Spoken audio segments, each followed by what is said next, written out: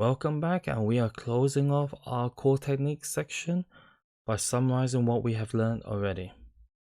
And to be honest, congratulations for surviving this far. We have covered a lot of grounds and have learned core techniques that we require to build bespoke data visualizations in Tableau. So let us review if it's not too traumatizing. We first looked at the index function, which is a function that returns the position based on your table calculation configuration.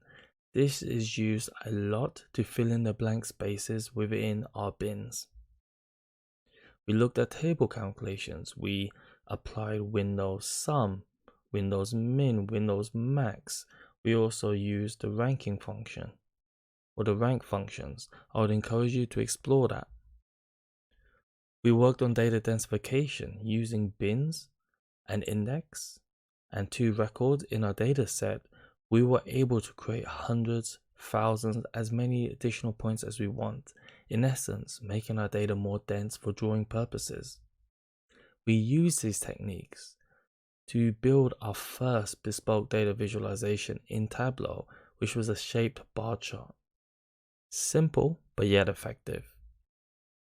We then looked at drawing curved lines. As we want to draw beautiful shapes, beautiful objects, we used the sine function to actually draw a sine graph.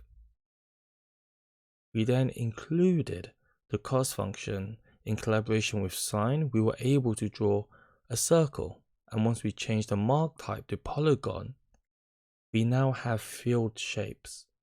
So shapes are completely solid looking. Building upon drawing our polygons and our circles, we applied additional table calculations to increase the size of the circle and hence build a packed circle chart, which were circles within each other. And last but not least, my favorite chart. We actually built a radial bar chart from scratch using all the techniques that we have learned. And at the same time, hopefully at this point you would have gone through a lot of the additional exercises that were recommended just before this video. Hopefully you've gone through that.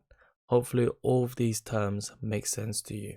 All of these exercises, these data visualizations are second nature, because I want these techniques in your head. I want you to understand these techniques, because in the next section we will be looking at inspiration, design, and these techniques play a key part in that. When you see a picture, when you see an image, your mind should go into how do I build it mode, what techniques, what tools are in my toolkit, and hopefully these tools are now in your toolkit and ready for use. So with that said and done, revise as much as you need to, revisit as many of the videos as you want, go through all the exercises, and once you're done, I'll see you in the next video.